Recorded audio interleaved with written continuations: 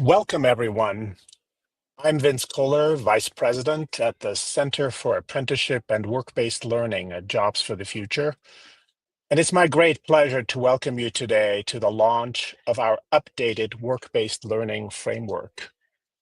Whether you're joining us as a workforce leader, educator, employer, or policy advocate, thanks for making the time to be here.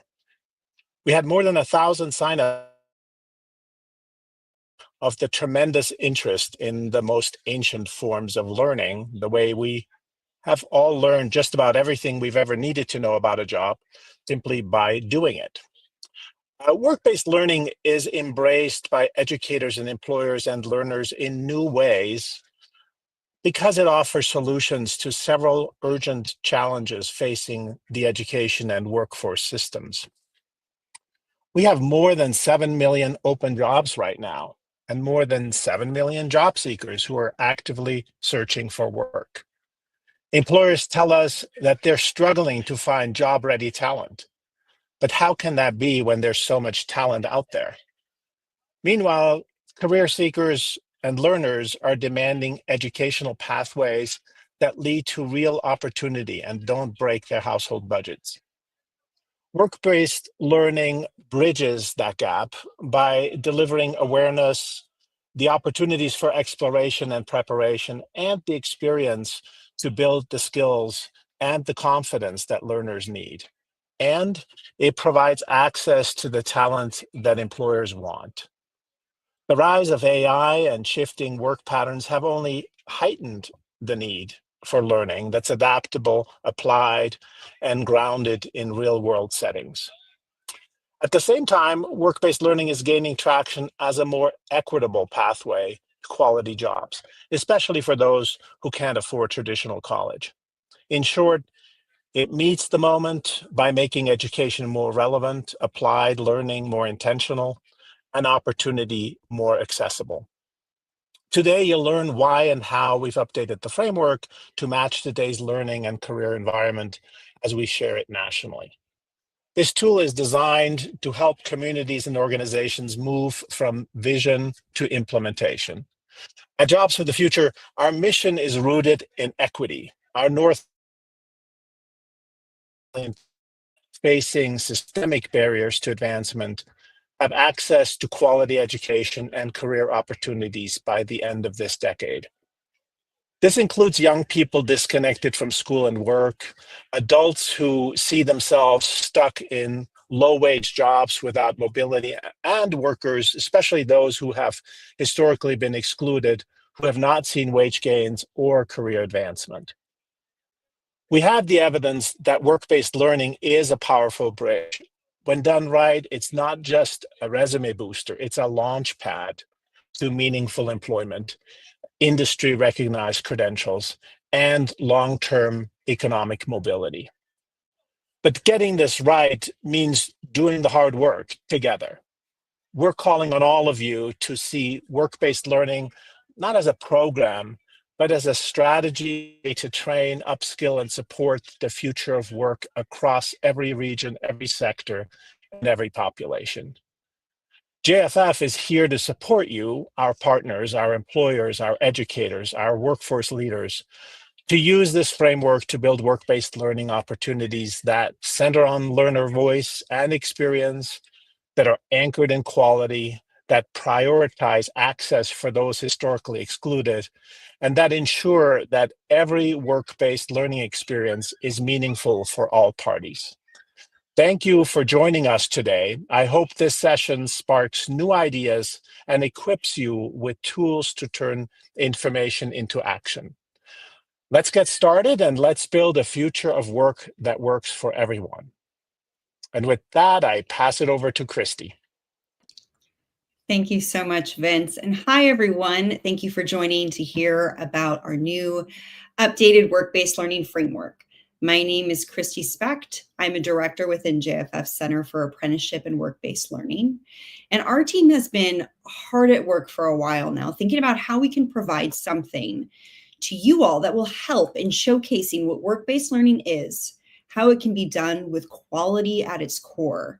And we wanted to showcase examples of stellar companies, nonprofits, education and workforce partners, and that have figured out how to install layered work-based learning programs with quality and sustainability in mind.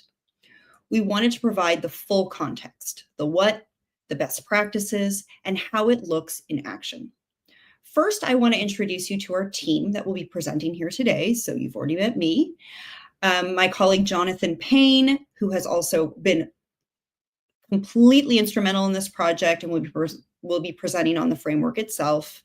We also have Cassandra McGee, Shannon Seho, and Dan Minty, all of which have been incredible contributors to this framework and are instrumental in its success. This team has worked tirelessly over the past months to bring something to the field that would iterate on years of experience supporting high-quality work-based learning across a range of ecosystems. And based on existing research, best practices, and all of our learned lessons over the years.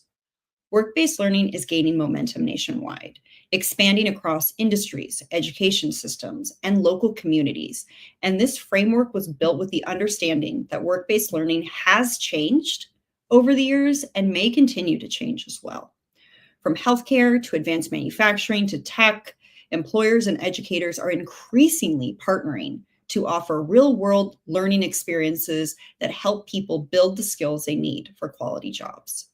At the same time, federal, state, local leaders are prioritizing policies and investments that blend education and workforce development, positioning work-based learning as the key strategy to strengthen talent pipelines, promote economic mobility, and prepare the workforce of the future. So as an overview of this session, following my communication with you all, you are going to meet my colleague, Daniel Minty, who will be providing an overview of the research that has informed this new framework. Additionally, my colleague, Jonathan, will speak to the new graphic and narratives around the updated work-based learning framework. Following John, my colleague, Shannon, will speak to the new feature of the framework, the quality indicators, which JFF used as guidance around our closing conversation, which is focusing on our exemplars feature.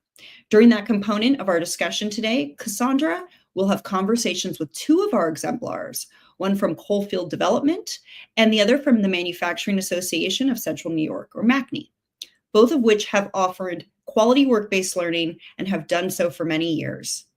So thank you so much. I'm going to pass it over to my colleague, Dan. Thanks, Christy. My name's Dan, and I'm a manager with JFF. I want to highlight the rigorous process that led us to this updated version of the work-based learning framework. Unsurprisingly, it all started with research. We reviewed almost 70 internal and external resources discussing work-based learning and related strategies, culminating in a 2-day retreat to draft and align on definitions and quality indicators. From there, we work closely with JFF's business units, which represent field inputs from workforce development, career navigation, education, policy, and more, soliciting feedback in one-on-one meetings. From that brain trust, we also sourced a long list of exemplar organizations. We thoroughly vetted that list, including desk research and field interview, narrowing down to our current list of 8 organizations. This led us to our new and more interactive final version of the framework, which includes quality indicators and tangible examples from the field. With that, I'll pass it over to Jonathan to discuss the framework itself. Thanks, Dan. Hi, y'all. My name is Jonathan Payne, and I'm a director at Jobs for the Future. Now that you've heard from Christy and Dan about why work-based learning is so important and how we've developed this framework, let me briefly level set on what we mean when we say work-based learning. At its core, work-based learning is a comprehensive career preparation strategy that connects learning with valuable workplace experience. And there are 3 overarching goals. First, to discover careers and explore personal interests and strengths to inform education and training decisions. Second, to develop professional networks that can open doors and improve career prospects. And finally, to develop employability and technical skills through hands-on learning.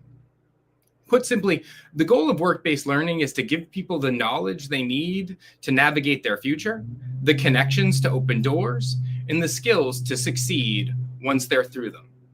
So let me walk you through the framework itself, starting with the newly updated graphic. This visual illustrates the interconnectedness of all work-based learning elements.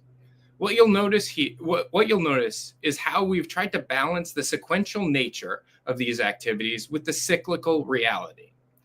Participants revisit these stages throughout their careers as people and industries evolve. One thing we wanted to emphasize is the essential nature of career awareness, which sits at the center of all work-based learning. It's the foundation through the entire process and is valuable whether you're 6 or 60. You can start there and you can go back there at any point in your work-based learning journey. The framework makes clear that work-based learning isn't just for young people trying to figure out what they want to do first. It's also for adults trying to figure out what they want to do next. These elements apply across all occupations and industries and across all stages of your career.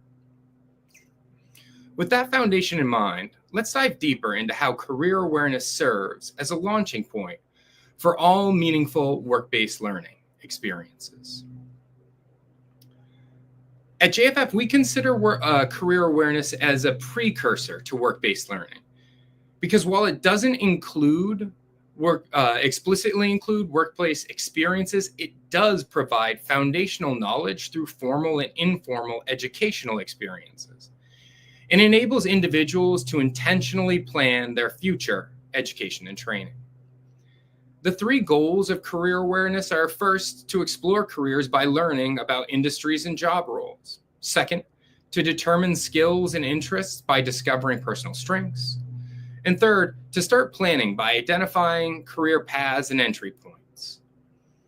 This can happen through things like career days and career fairs, research projects, and interviews or conversations with industry speakers or industry professionals. Career awareness is the thing that helps people know that there are more than just doctors and nurses at a hospital, or that supply chain logistics is even a thing. Those are valuable insights, whether you're 5 or 35 or 55. Once people develop this awareness of their potential career options and begin to understand themselves better, they're ready to move beyond research and start exploring what those careers actually look like in practice. Career exploration provides structured learning through short-term job experiences and interactions with industry professionals, giving learners their first real glimpse into the work environment and required skills. The goal of career exploration is, first, to see if a work environment is a good fit and to understand which careers align with your interests. Second, to learn about the employability and technical skills required to succeed. And third, to make connections and build relationships with industry professionals. This can happen through things like a job shadow or a company tour, simulations, or externships. Career exploration allows people to test career assumptions in low-risk ways to see if they want to check something out more or check something out different. It's the opportunity to find out you pass out at the sight of blood, and while you're doing a job shadow of a phlebotomist, and you decide, maybe I want to check out medical administration instead. When exploration confirms a genuine interest and reveals a good fit between a person and a pathway, that's when people are ready to take the next step, moving from observing work to actually doing work through career preparation. In career preparation, we connect temporary employment and structured workplace training and learning activities. Learners gain essential skills, they build professional contacts, and they acquire some of the work experience needed to enter their chosen careers. The goals are intensely practical. First, to develop the employability and technical skills through hands-on work they need. Second, to determine the fit through firsthand experience, to understand the specific industry and workplace cultures. And third, to continue growing that professional network through meaningful connections in the workplace. Activities including internships, fellowships, pre-apprenticeships, cooperative ed, and service learning projects are the hallmark of career preparation, where participants should be contributing real value while learning and building relationships with supervisors who can speak to their capabilities down the road. This is the part where you get a paid internship at a hospital working in the medical billing and records department. For many people, career preparation provides the foundation they need to move into substantial employment, which brings us to the final stage, career experience, where learning and earning come together in lasting ways.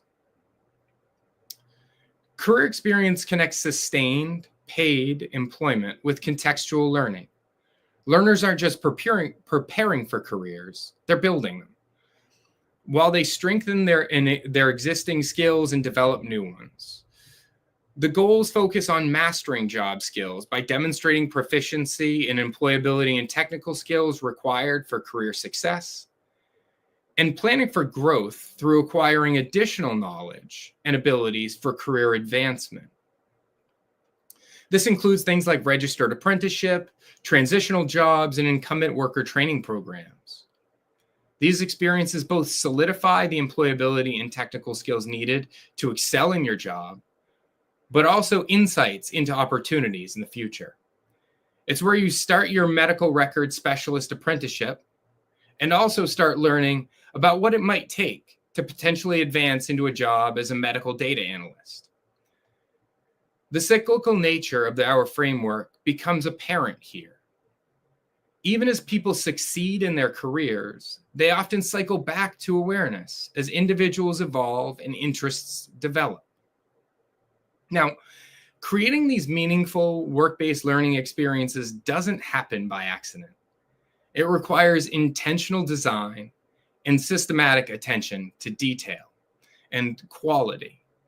And that's exactly what my colleague Shannon will address as she walks us through our newly added quality indicators that make work-based learning programs truly effective for learners, employers, and communities alike.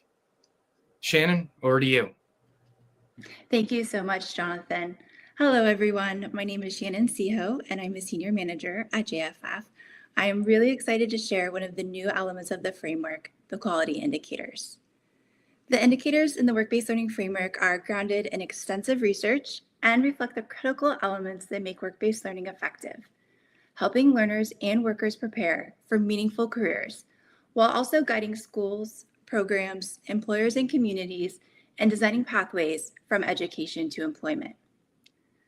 Quality indicators are essential components of meaningful work-based learning programs.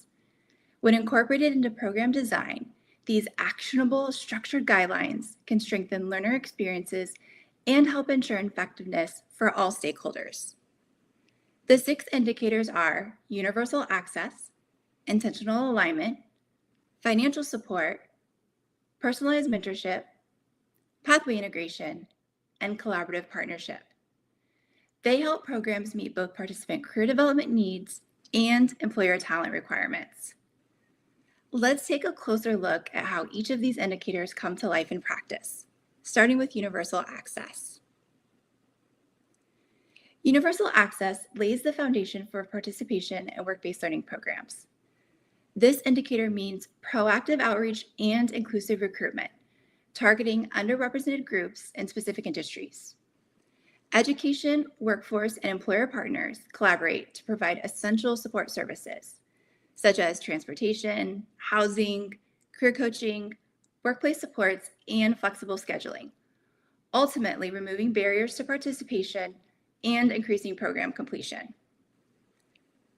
Building on access, work-based learning experiences must align with participants' goals and readiness.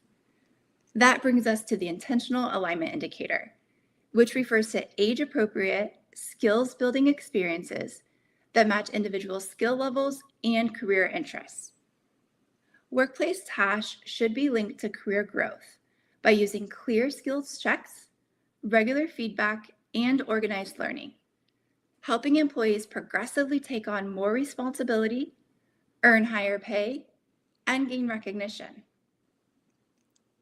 For experiences to be sustainable, appropriate financial support needs to be in place.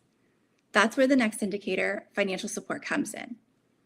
High-quality work-based learning includes compensation and rewards that reflect the length and type of experience, from wages for longer programs to other benefits for shorter ones.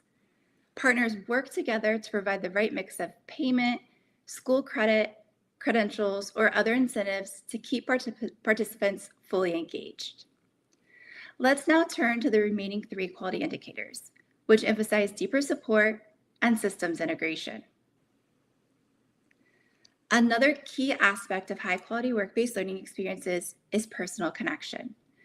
Personalized mentorship plays a transformative role. This indicator refers to dedicated industry professional mentors who provide guidance in technical skills, workplace navigation, and career planning.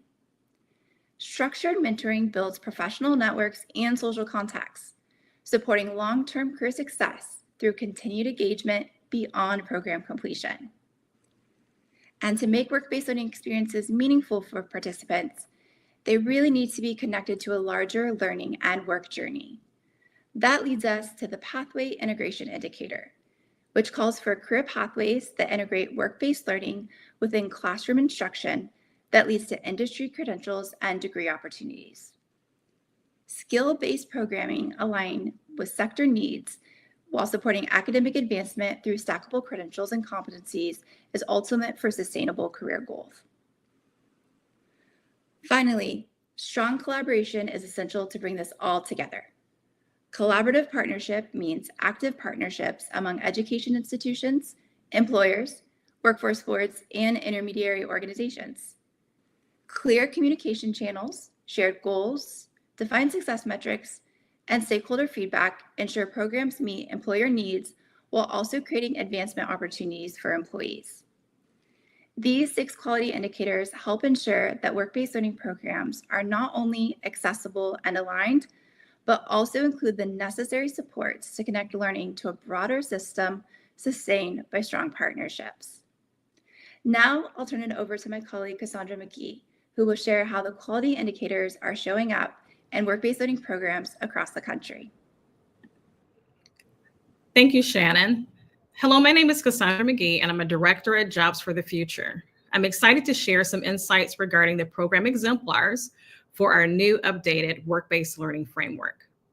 The work-based learning program exemplars are work-based learning initiatives that demonstrate many of the quality indicators that JFF views as best practices in equipping participants with the skills, experiences, and support needed for career preparedness and success. Program exemplars are models that can be replicated across the field, and they represent the continuum of work-based learning, from skills-based training and internships to pre-apprenticeship and registered apprenticeship programs. The inaugural list of organizations chosen as program exemplars include Coalfield Development, the Manufacturing Association of Central New York, Bolt Construction, John Overton High School, Dev Mission, Boston Private Industry Council, Northern Virginia Community College, and Reach University. The new Work-Based Learning Framework 2.0 site will highlight these diverse program examples through dedicated individual profiles. Each profile will provide a concise overview of the work-based learning program and its focus areas, such as internships, apprenticeships, or other work-based learning experiences, making it easy for users to explore real-world applications across a range of settings. Additionally, each exemplar profile will showcase how the featured program operationalizes the framework's quality program indicators. The quality indicators are mapped directly to the exemplar's programmatic practices, giving visitors a clear view of what quality looks like on the ground. This approach not only highlights promising models, but also supports continuous improvement by offering tangible examples of how high-impact work-based learning can be designed and scaled in alignment with the framework's guiding principles. By highlighting these models, we hope all beneficiaries of work-based learning can learn actionable insights for expanding and strengthening work-based learning opportunities across their organization. Today, I am pleased to be joined by representatives from two of our program exemplar organizations, and they will share how quality is embedded in their program design and implementation. Jacob Hanna, CEO of Coalfield Development, and Michael Frame, Executive Vice President of MACNY. Thank you so much, Jacob and Mike, for joining us for today's discussion. Thanks for having us. Thank you so much. Okay, so to start, could each of you give us a quick overview of your work-based learning program, such as where you're located, who you serve, and the types of work-based learning experiences you provide? And then can you share some key lessons your organization has learned in aligning the program with workforce needs, building strong partnerships with employers and education partners, and ensuring it remains responsive to industry demands? So Mike, I'd like to turn that question over to you first. Okay, thank you so much, and thanks for the opportunity to be here. I'm Mike Frame. I'm the Executive Vice President at MACNY, the Manufacturers Association. MACNY is a industrial trade association. We've been around for 113 years. We have members in 26 different counties across New York State, and we also help to lead the Manufacturers Alliance of New York, which is a 9-partner organization that advocates and work jointly is aligned on workforce development strategy from throughout New York State. And so our strategy in workforce development and in talent development is really a 3-pronged approach.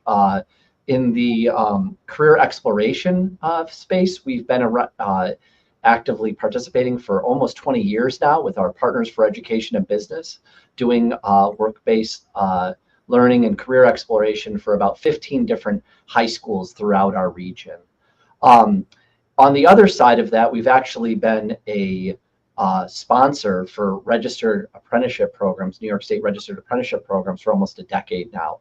And through our alliance partners, we're able to offer over 25 trades in advanced manufacturing and information technology trades, as well as some professional trades as well, and have served almost 1,100 individuals since that program's inception.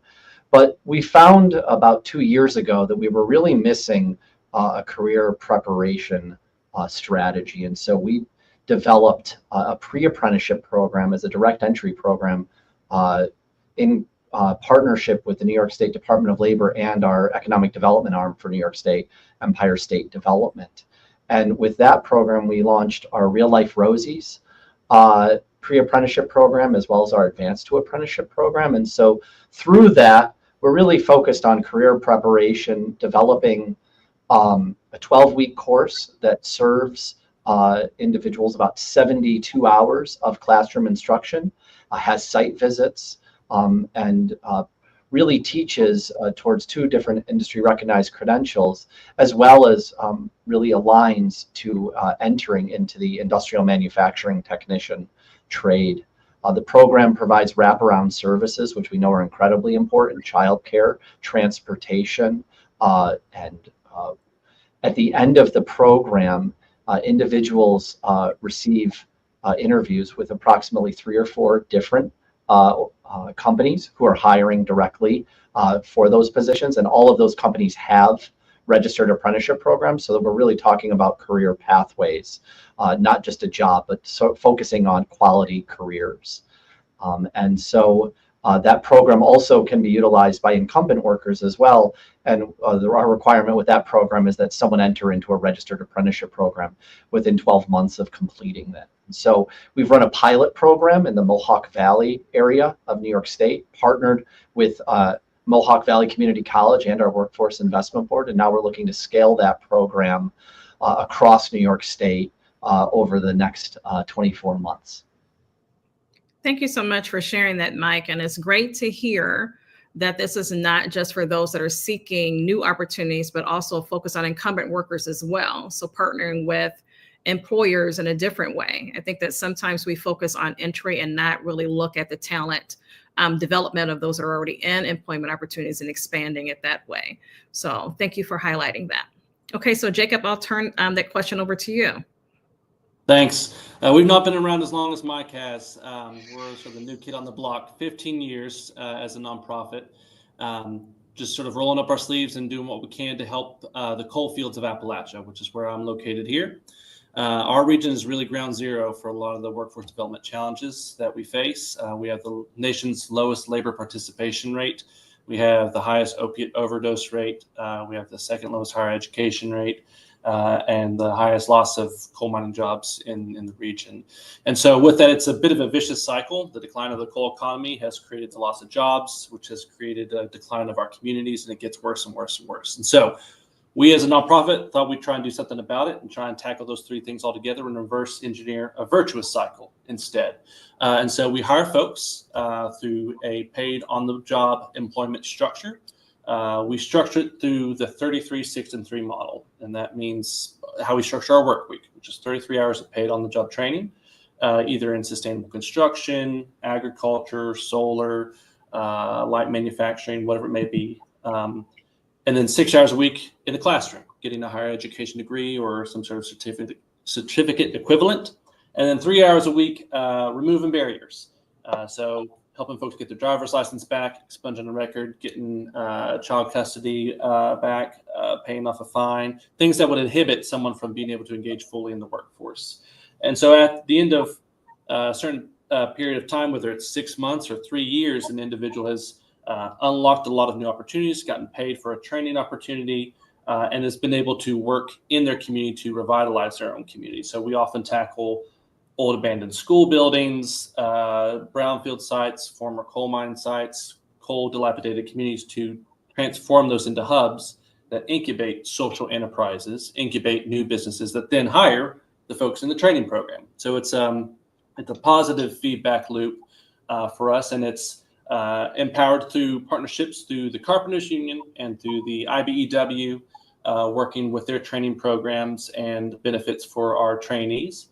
To date, we've helped about 4,000 folks get trained in different sustainable sectors and create about 800 new jobs and incubated about 92 different social enterprises, which has leveraged over $500 million in investment in these communities through federal funding initiatives, philanthropic funding initiatives, and earned revenue initiatives. And so the piece that keeps all of that moving, the cogs of the machine really greased, is the workforce piece. And so without that, this would be a lot of great ingredients, but not a lot of impact on the ground. And so for us, we're really passionate about not only creating jobs, but making those accessible to those who wouldn't have had an opportunity otherwise. So we primarily focus on folks either exiting recovery, exiting the justice system, or laid off from the legacy industries in the region. So it's a topic I'm really excited about. I've had 3 generations of coal miners in my family, and so it's something that we can make sure we give back to our communities and help carry that work forward to revitalize the next chapter of Appalachia. Thank you so much, Jacob, for sharing about that amazing work that Coalfield is doing in that area. And I know we're not scripted for this, but I know that we talked about this a little bit in our Insight interview with you when we interviewed Coalfield for to identify you as an exemplar. One of the things that we found to be of great value and kind of unique for your program is the business incubation piece. So do you mind talking a little bit more about that, about how business incubation, because I know you said that sometimes there's not enough opportunities presently available in that economic ecosystem. So through business incubation, how are you guys leveraging that in order to expand perhaps work-based learning opportunities for those that you are serving?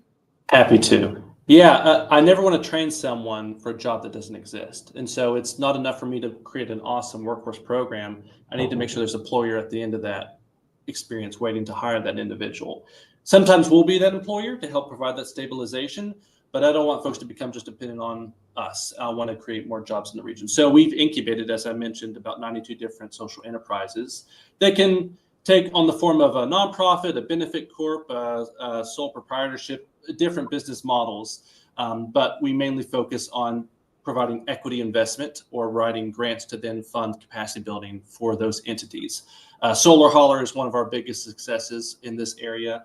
We're in a very coal dominant state and region. And also solar is just sunlight that's captured before it turns into coal in the ground. So it's all the same energy source. And so we're training a lot of former coal miners into that industry, and that's been really exciting for us. And so not only is it new businesses, but new businesses popping up inside these coal impacted communities in these spaces that our workforce development trainings have revitalized. So it's a really cool ecosystem that complements each other. All right. Thank you so much for sharing. And so thank you both for sharing those rich insights. So our second question, I'll pose this one to you first, Jacob, is what advice would you give to companies, nonprofits, associations, or organizations similar to your own about why they should invest in meaningful work-based learning opportunities? Perhaps what value have you seen it bring to both learners and to the organizations involved? Yeah, I'll say if you're a company, this is, we track a lot of data points for our model, and we work really closely with our network of what we call empowered employers. We have about over 100 organizations that we work with to assess what trainings do you need, what skills do your workforce need. And so collecting this data, it's been very clear that workforce development models, whether either through us or adopted by our for-profit employers, incredibly help with retention and entrepreneurship. And so not only do you have an increased longevity with your workforce and loyalty, but they're coming up with ideas that you may not have had time to sort of sit down and think about in your role. And so it benefits the organization overall. If you're higher ed, it really helps with improved GPA. It helps with recruitment, and we know that's really valuable these days. If you're a nonprofit, it increases civic engagement. It increases community revitalization. And if you're a municipality, it helps with employer recruitment to your community. Every employer, the first thing to look at, is there a workforce for my company to go there? And so if you're able to tackle that, it brings in more businesses to your community. So it helps all around from every different sector. It's not just a touchy-feely kind thing to do. It makes dollars and cents. Thank you for that. And so, Mike, the question comes to you.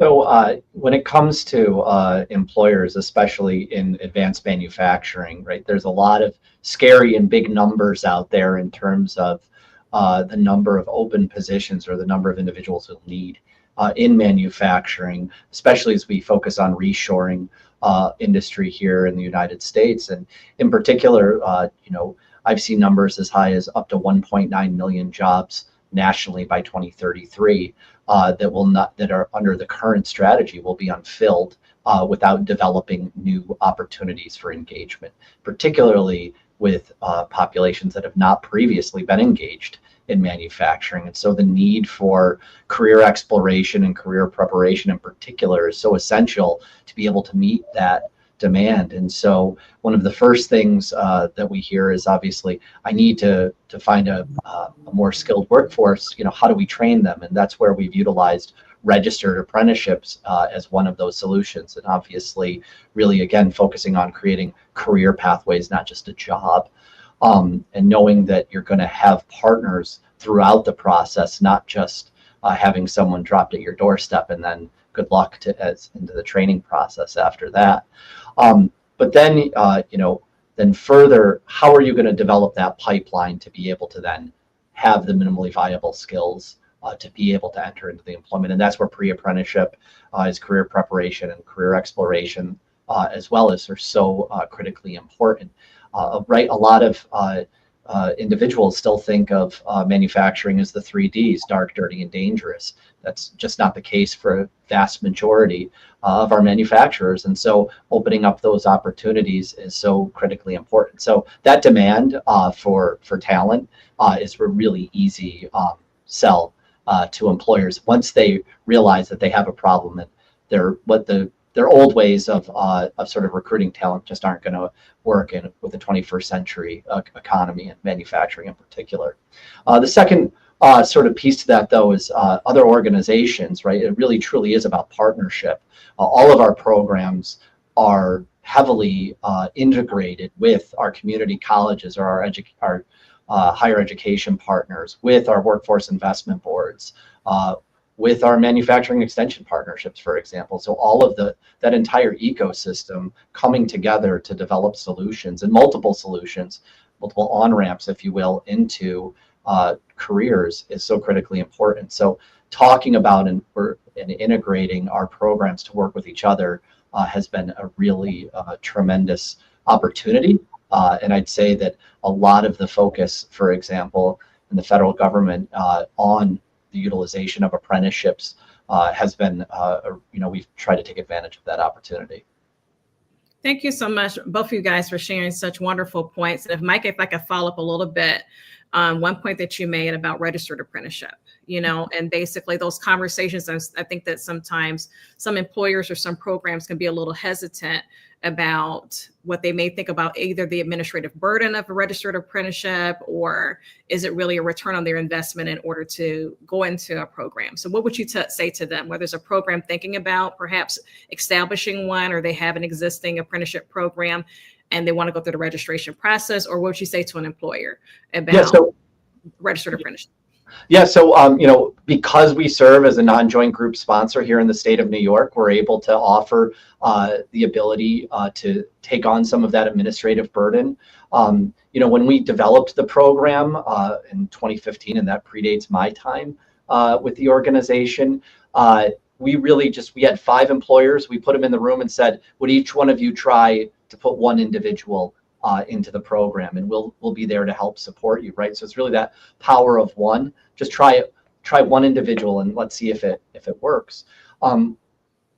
Really, that starting at that point, we've been able to sort of develop a lot of different pathways, and ones that are obviously also incorporating new types of required technical instruction, thinking about artificial intelligence and machine learning and some of these manufacturing 5.0 types of skills into the curriculum has been really important. But you've got partners, right? All this, every step of the way. And so we've been fortunate over the past few years to be a partner with Jobs for the Future, for example, on the Idea M project. And so that has allowed the ability to be able to say, if you have a question, we have a partner. If we can't answer it directly, we've been able to use some of our national partners to be able to utilize that as well. But then also integrating, if an individual needs some additional supportive services, being able to work with the workforce investment boards, for example, or the community college partners. Again, we've developed those relationships and continue to do so. But if a company wants to manage their own program, we're also happy to help them do that as well. And so we have multinational corporations who use our registered apprenticeship program as one example, and we've got small 15-person tool and die shops. And so we're really able to scale that program. And I think that's what's really important about all of these models, is the ability to scale to be able to meet the needs of the partner. I love that. And really the scalability of all aspects of that along that work-based learning continuum, and then to the value of partners, and that this is a work that we don't do by ourselves, but we do this in community and partnership with each other. So excellent point. Okay, so on to our last question. And to close this out, what's one word or phrase that best captures what excites you the most about the future of work-based learning? And so Mike, I'll pitch that to you first. So I think scalability, right? We were just talking about it, right? Is that the idea of being able to develop scalable models. So how do we work on building the fidelity within our programs to be able to develop something that can be utilized, throughout the state, throughout the nation, different partners. How can we share that information? And JFF has been such a wonderful convener to bring us all together to be able to share those pieces and how we can then adapt them. So really for us, it's scalability as we work together, right? Jacob, for example, one of my counties is the northernmost county in Appalachia. And so as a part of, right, so we are really multiple, we are share ecosystems in some way. And so how do we make sure that we're working together to share best practices? Because we're not 50 different ecosystems, or we are really one, multiple ecosystems when it comes to our workforce, and we have to work together to be able to do that. Excellent. So Jacob, to you. I'll just say never underestimate the power of what a Earn and Learn program can do for someone. I used to be the homeless son of a coal miner that spent many hours trying to get this GED. and it unlocked a lot for me sitting here today as CEO of a multi-million-dollar nonprofit. And so the answers oftentimes come from our own communities, and it may be from folks that we may not think have opportunities otherwise, but it just takes a little bit of support along the way to help unlock those barriers and really make true potential happen. And so I'm blessed enough to be in a job where I see, hundreds of those examples come to fruition every day, and see folks really take ownership of their lives. And the thing I'll say is, that's not a magic secret sauce that only comes from a nonprofit. This can and should be replicated to every sort of organizational structure in every community, and it can really create what I would think is community resilience, and that comes from workforce readiness. So thanks for having us. Well, Jacob, Mike, this has been an amazing conversation. Thank you again for joining us and for sharing such heartfelt and insightful and impactful feedback for our field. And for leading examples of high quality work-based learning programs across the field. And so thank you all so much again. And now I'll turn it back over to my colleague, Christy Speck. I don't know how I'm supposed to follow any of that. That was so beautiful. I mean, seriously, that was incredible. Thank you all so much. Thank you, Cassandra, for hosting that conversation. Jacob, Mike, thank you for everything that you do.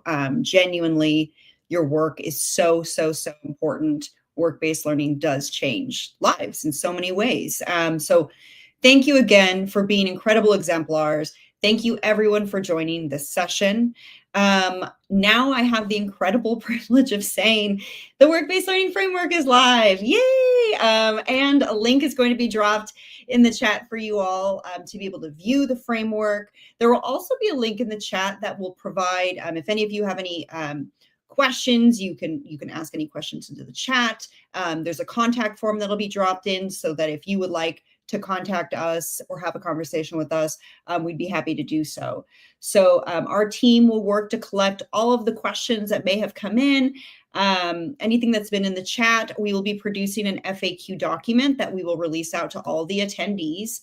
And with that, I mean, if your organization needs assistance, please reach out. Thank you all so much for joining. And we look forward to working with you in the future. So have a great rest of your day, everyone, and take care.